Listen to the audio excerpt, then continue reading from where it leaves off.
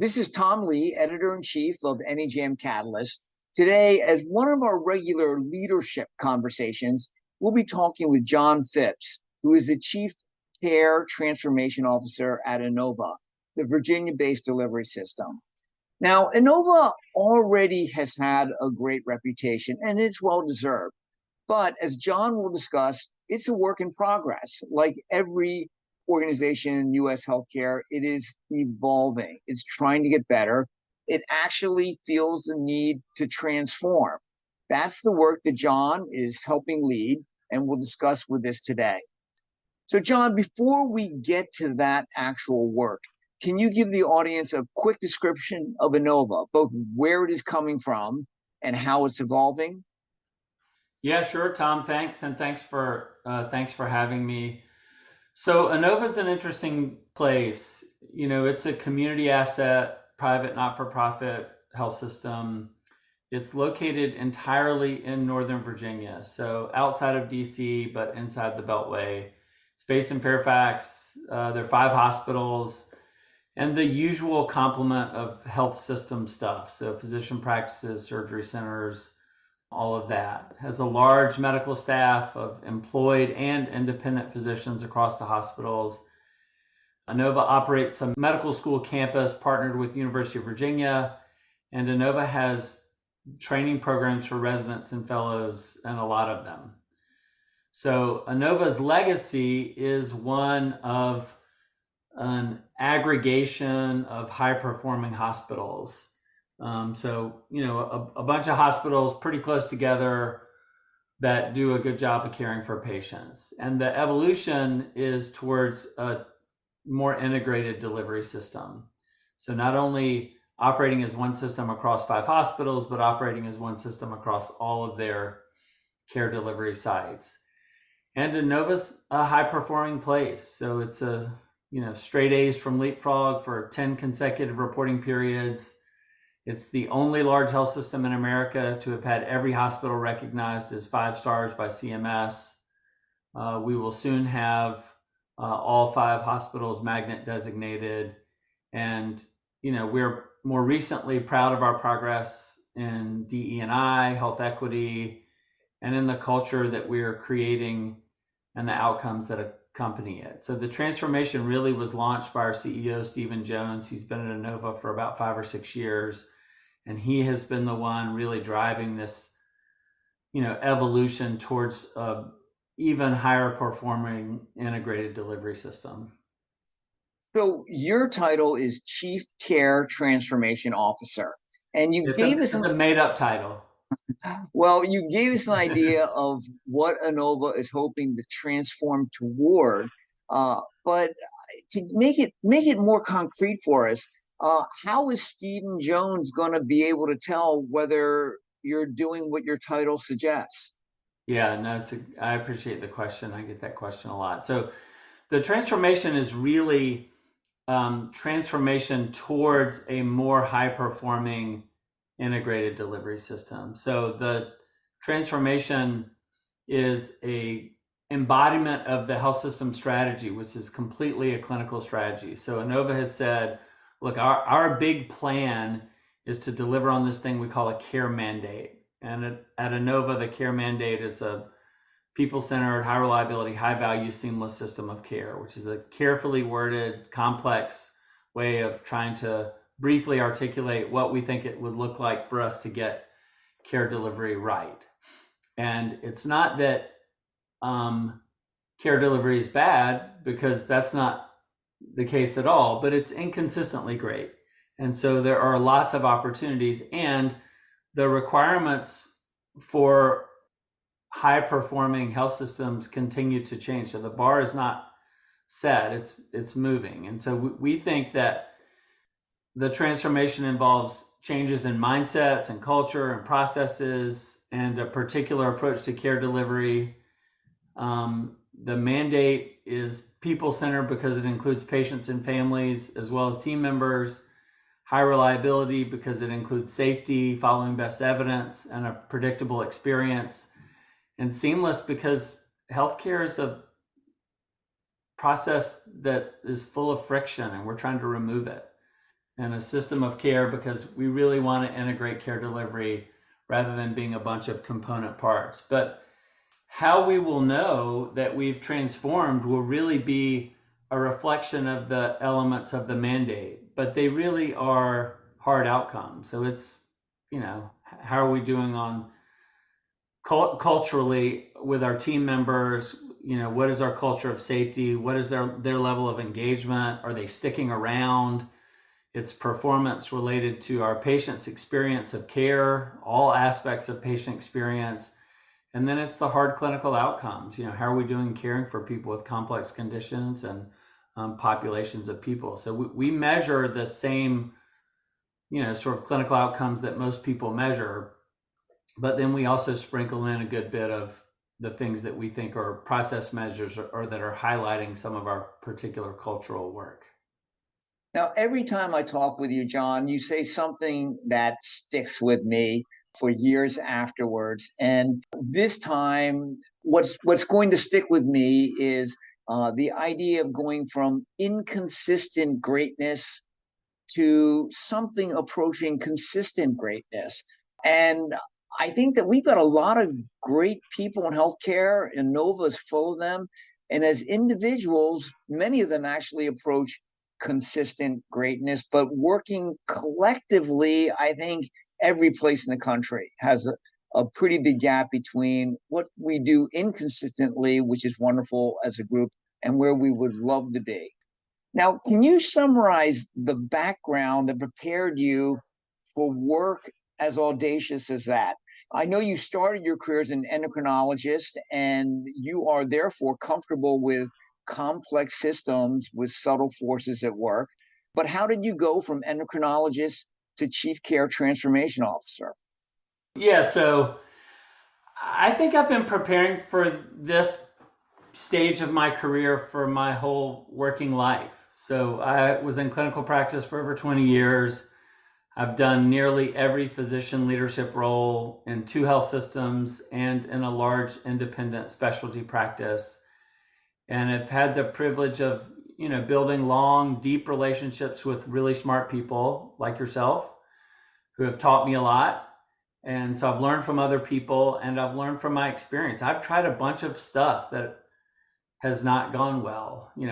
I've been doing this for a long time. So for me, all of that has sort of prepared me for this moment.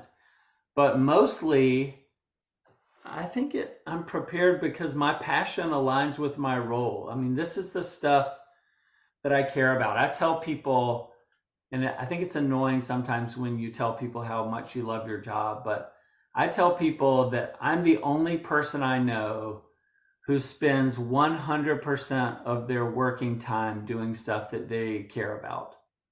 And that's actually never been true for me before now.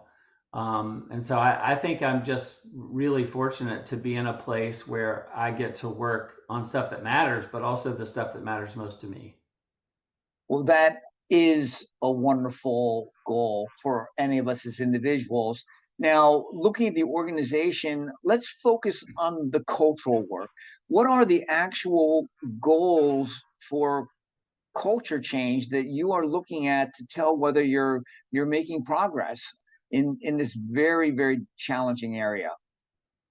Yeah, the goals for cultural progress are, some of the things I mentioned. So it is, how do our team members feel about this transformation, the vision that we describe? What is their level of engagement? What are our safety culture indicators? Are team members sticking around?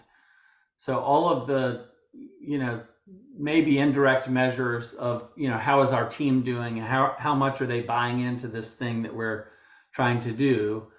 But the real outcomes are clinical outcomes. So, we believe that delivering on this care mandate will ultimately be much more about the culture and the mindsets of the team and much less about the quality of the tools and the processes. But we're working on all of them, right? We focus on the cultural side and the technical side, and we believe that all of it is important. But all of us know from our personal experience that with the proper mindset, remarkable care can be delivered even when the tools fail you and the processes don't work so great. So we really want to deeply embed this attitude among our team members that these things that we call the care imperatives, that they have a personal relationship with them, and that they see that they have the freedom to live that out, whatever it looks like in the moment. And our cultural journey, we refer to internally as our drive to excellence. And it's a very structured, long-term thing. So we engage formal leaders, informal leaders, ultimately all team members. We're working on cultural attributes that we think make awesome possible, like psychological safety and inclusion.